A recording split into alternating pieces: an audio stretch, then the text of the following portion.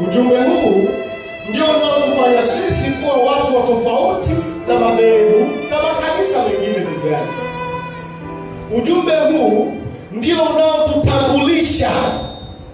Ujumbe huu ndio unatufanya tuwe watu wa pekee kabisa. Ujumbe malaika watatu. Cheni Mungu na kumtukuza, kwa maana saa ya hukumu yake imefanya nini? Msujudieni yeye aliyezifanya mbingu na nchi. Wito wa wanadamu duniani kumwabudu Mungu katika roho na kweli imeachwa mikononi mwa Waadventista wa Sabato. Na tumepewa agizo la kuambia watu kutoka katika Babeli wasishiriki katika dhambi yake, na watakaoshiriki katika dhambi yake watanywea katika kikombe cha ghadhabu ya Bwana ambayo haijachanganywa. Lakini tunakuja kukutana na ujumbe wa matumaini ya kwamba hapa ndipo penye subira ya watakatifu wa hao wazishikao amri za Mungu na imani ya nani? Jamani, Bwana asifiwe sana.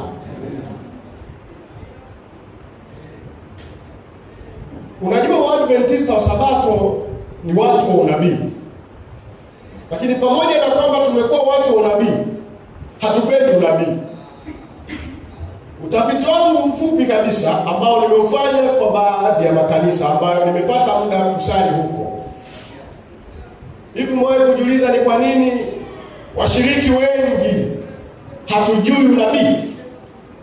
Yaani ukianza kuzungumza habari za unabii hapa, utaanza kuangalia watu wanaogopa. Sio kwamba na mimi naujua sana unabii, hapana, ila nimetamani kuchagua kwa mwanafunzi wa unabii. Na mimi pia kadri siku zinavyozidi kuelewa, mwanafunzi mzuri anahitimu vizuri. Jamani, Bwana asifiwe sana.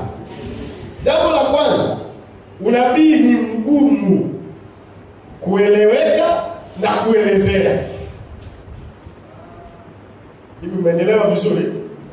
Yaani tukianza kuzungumza alama za mnyama hapa, na nikisema kwamba Yesu amesema, njooni kwangu ninyi nyote msumbukao na kulemewa na mizigo ya dhambi, nami nitawapumzisha. Katika mchana wa leo, nani anatamani kupumzishwa na Bwana? Simama tuombe. Simone imekaa rahisi tu hiyo. Simeiona hiyo. Na hiyo mtaji wake huwa ni mdogo sana. Uwe na microphone yenye nguvu, uwe na booster ambayo iko very powerful. Nilikuwa nasikiliza mchungaji wetu wa Kiadventista, na msahau sana jina lake. Alikuja kwenye makambi ya Kurasini. Juzi alikuwa anazungumza habari ya kusema, ukitaka kufanikiwa katika maisha sasa hivi, wewe anzisha kanisa. Hivi na yeye amesikia hiyo ndani yake. Wangapi wamesikia? Hivi sio nikupe. Anzisha kanisa. Na mtaji uwe na watu wanaojua kusifu Mungu hapa, kama kina Marco Presti wakija kusema, "Ainuliwe Bwana wa mabwana." Inapigwa sebele ya nguvu hapo, watu wanaleta sadaka. Jamani, Bwana asifiwe. Maisha yanaendelea. Uwe tuna sauti yenye ngurumo ya pokea. Azimio, umesikia hiyo sauti? Ukihubiri hivyo mwezi tu, yaani hapa umeondoa watu, kanisa liko kule. Na serikali inaweza kukutengea eneo maalum. Sasa utaanza na biashara zingine, leso ya upako, mdomo wa upako, kalamu ya upako kwa ajili ya kufanyia mtihani. Yaani vitu simple tu. Unaweza kukuta tunakufa tu maskini, lakini vitu vya kufanya ili utajiriki ambazo sio halali ziko nyingi. Jamani, Bwana asifiwe. Kwa hiyo unabii ni mgumu kufundishika, lakini pia ni mgumu kueleweka.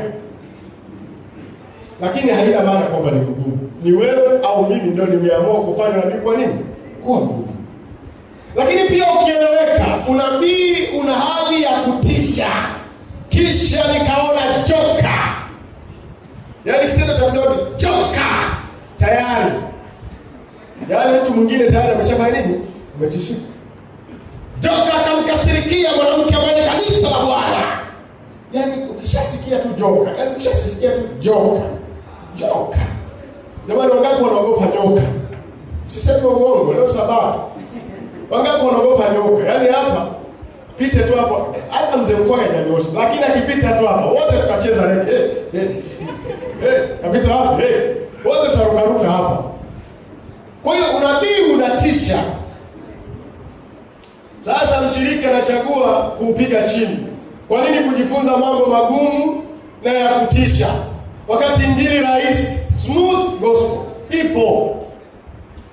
Jamani, Bwana asifiwe. Kwa hiyo katika hali hii ndio maana makanisa yanayofundisha habari za kurudi kwa Yesu Kristo mara ya pili, au viongozi wa dini au wa madhehebu ambao sio ya Kiadventista, wanaofundisha kwamba acha dhambi, Kristo anarudi, kuna maisha baada ya haya, ni wachache. Na nikiwauliza, hata kama nyinyi mnafuatilia, hamtaweza kuniambia. Lakini ukienda tu kule Jumapili ya kurejesha nyota yako, wewe Magembo, unajua nyota yako ni ipi? Kilichoibiwa. Jumapili ya operation, kesi yako imefanya nini? Kwa hiyo kwa sababu una kesi, lazima utafunga tu safari kwenda huko. Lakini kesi imeisha. Sawa, kesi imeisha. Uzima milele Yesu anaporudi unao? Na kuna siku nimwambie hapa watu wa Mungu. Nilizungumza na kanisa siku hiyo, nilizungumza na nani? Tulizungumza habari ya ushuhuda. Sijajua kama nilizungumza na nilisema hapo. Habari ya ushuhuda. Joseph Bono, ushuhuda. Tutaitisha, unajua sababu tumekuwa na desturi. Jamani, nitakuwa na muda kidogo kuzungumza, alafu nitakwenda kwenye mada. Bado sijaanza kuzungumza tu. Si unajua hapa pia huwa sijage mara kwa mara. Yaani tunapozungumza ushuhuda, unajua sijajua nani alisemaga kwamba ushuhuda huo unatolewa siku ya, yaani robo mpaka robo. Sijajua wazee kanisa na watu wanaofuatilia kanuni mtanisaidia. Yaani kuna desturi ya kwamba ushuhuda mpaka meza ya nini? Sawa. Meza ya Bwana hapa takuja kusema Bwana asifiwe. Na yaani kwa mfano nataka nitolee ushuhuda mtu ambaye amekaa muda mrefu hajapata mtoto. Mwaka wa 8 kwenye ndoa, nikamlilia Bwana, Bwana akanipatia mtoto. Jamani, Bwana asifiwe. Kanisa sema amen. Anakuja mwingine mdada anasema kweli wamenitesa ndio, lakini hatimaye Bwana amenipatia. Bwana asifiwe. Yaani tunadhani kwamba kuwa na mtoto, kuwa na ndoa, kuwa na mke, kuwa na mume, kuwa na biashara nzuri, kuwa na nyumba, kujenga, si kufanyaje, ni ushuhuda. Na nilimsikia mwanakwaya mmoja anasema ni ushuhuda wa kauli kutoka nje ya nini? Ya nchi. Yaani kwenda Kenya ni ushuhuda kwa huyo mtu. Kwenda Dubai ni ushuhuda kwako. Nilikuwa naongea na mtu mmoja na ananiambia kwamba nilikuwa siku nimeenda Kariakoo. Sasa aliposema Kariakoo nikasema kwani ulikuwa patikani? Kumbe Kariakoo anamaanisha ni wapi? Dubai. Kwa hiyo wewe kwenda Dubai kwako, prego. Wewe inaweza kama ni ushuhuda. Na wewe ukifika pale utanipostia na utanipigia video call, bro. I'm here to Dubai. Unaona hapa na sababu utakayokuja utatusimulia story yako kwenda Dubai. Lakini kumbuka kuna Mwarabu yuko pale, amezaliwa pale, anashuhudia pale. Nimekuwa Zanzibar. Kuna tourist mmoja ambaye yeye ana project ya kutembelea nchi. Na ameniambia kwamba nusu na robo ya dunia ameitembelea kwa ajili tu ya kutalii. Kwa hiyo anasema kwamba wiki hii nitakuwa Kenya, nitaenda Serengeti. Wiki hii nitakuwa sehemu fulani, nitaenda sehemu fulani. Amemaliza. Huyo mtu naye hajasema kwamba nimeenda Dubai ni ushuhuda. Jamani, hivi kanisa mnanielewa vizuri? Yaani unaposhuhudia kwenda Dubai, kuna mtu amezaliwa Dubai, yeye ushuhuda wake ni nini? Unapozungumza habari ya ndoa yako, kwamba ndoa yako na miaka 50 na mjagombana na mjaachana, kuna mpagani ambaye hamjui Mungu, ndoa yake na miaka 90. Yeye asemeje? Kanisa nazungumza na nyinyi. Asemeje? Wewe unapozungumza umebarikiwa kupata watoto wawili, unamshukuru Mungu. Kuna jamaa na watoto 11 kijijini na hajui Mungu. Yeye asemeje? Ni ushuhuda. Anamshuhudia nani? Ushuhuda sio vitu ambavyo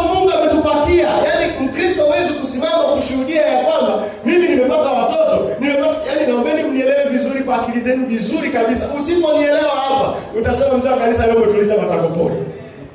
Yaani usiponielewa hapa, utasema mzee wa kanisa leo katulisha matango pori. Nataka nikwambie, ushuhuda ni jumla ya maisha ya Mkristo aliyempokea Kristo, akabadilishwa kutoka utukufu hata hivi. Kwamba mimi kabla ya kumjua Kristo Yesu nilikuwa napenda visikali. Lakini Yesu alipokuja katika maisha yangu, naungana na Ayubu kusema ya kwamba siwezi kumwangalia binti nikamtamani. Huo ni ushuhuda.